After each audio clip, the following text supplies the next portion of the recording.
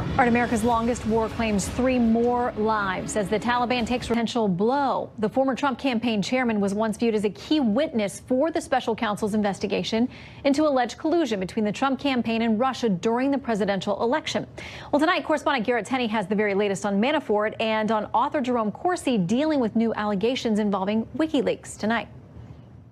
Tonight, prosecutors reportedly believe author Jerome Corsi tipped off Republican strategist Roger Stone months before WikiLeaks released thousands of emails stolen from Hillary Clinton's campaign. That's according to a document drafted as part of a plea offer to Jerome Corsi obtained by the Washington Post. The document quotes Corsi as saying, "A friend in embassy plans 2 more dumps." He added that the impact of the release was planned to be very damaging.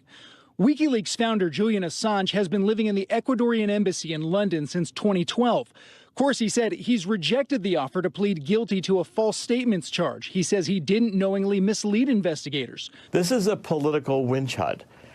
Because I did not have a contact with Assange, but yet had figured out that Assange had Podesta's emails, and I figured it out and told Roger Stone and told many people in August. Former Trump campaign chairman Paul Manafort also reportedly involved with Julian Assange. According to the British newspaper The Guardian, he met with Assange on at least 3 occasions in 2013, 2015, and most importantly in March of 2016, just before he joined the Trump campaign.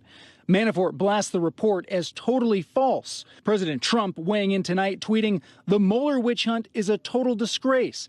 Echoing similar tweets this morning. Wait until it comes out how horribly and viciously they are treating people, ruining lives for them refusing to lie. Mueller is a conflicted prosecutor gone rogue. His press secretary questioned in today's White House briefing whether a pardon could be in the offing for Manafort if he holds out. I'm not aware of any conversations for anyone's pardon involving this process at all. Tonight, though, the president's attorney, Rudy Giuliani, didn't rule out the possibility of a pardon, telling the Wall Street Journal right now would not be the time, but he added Manafort should get the same consideration as anyone else. And Shannon, of course, this wouldn't be able to come until after the investigation's over. We've been saying that it's close to over for over a year now, so we'll see if that actually happens. We're standing by. Yeah. All right, Garrett, thank you. Got it. All right, so let's break this down with tonight's Power Panel. Former Deputy Assistant Attorney General Harry Litman, Fox News contributor Guy Benson, and former Deputy Assistant Attorney General Tom Dupree. Gentlemen, welcome to all of you. Hey, Shannon. Hey, Shannon. Okay, so let's start with Jerome Corsi first. I mean, there is a document online that's supposed to be what they were working on, allegedly drafting before this plea deal with the Mueller team fell apart. It references people not by name, but it would seem to suggest we're talking about WikiLeaks and Julian Assange and all kinds of other key players here. Harry, Corsi says he's not going to agree to this because he's not going to lie. Where do we go from here? Well, first, I kind of doubt that. He's a fabulist from way back. I think it's more likely that Mueller doubted Corsi's probity.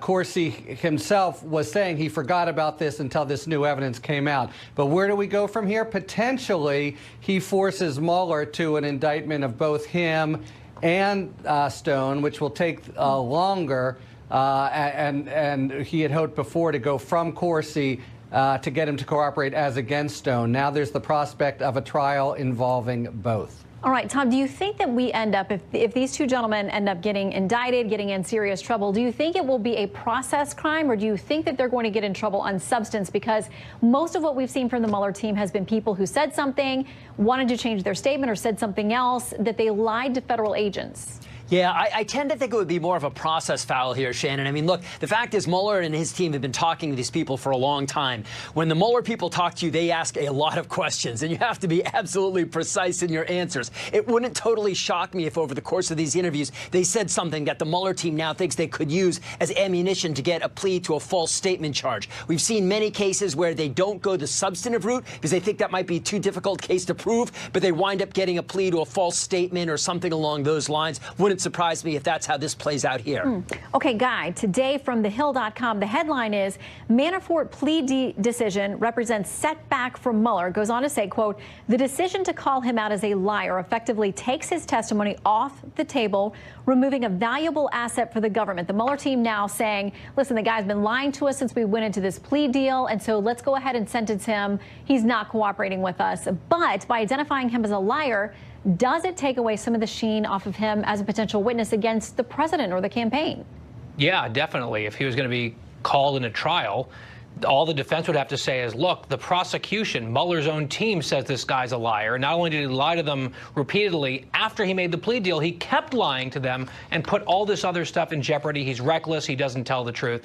And look, Mueller and his team, they're not stupid people. They knew that.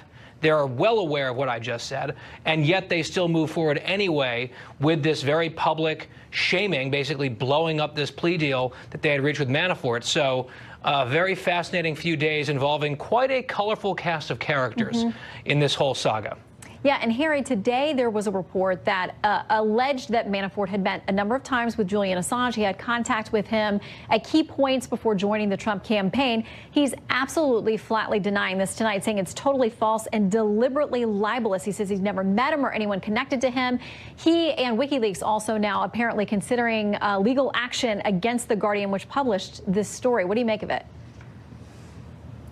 Well, the first thing is we're going to be able to figure this out. Anybody who went in or out of the Ecuadorian embassy, we will know. But you're right. There have been some very remarkable twists and turns to both Corsi and Manafort over the last few days. The bottom line, though, is it looks pretty solid that the Russian attempt to meddle with the election has now come to American shores. It seems there's pretty strong reason to believe that among these three, Manafort, Corsi, Stone, were people who knew what was happening.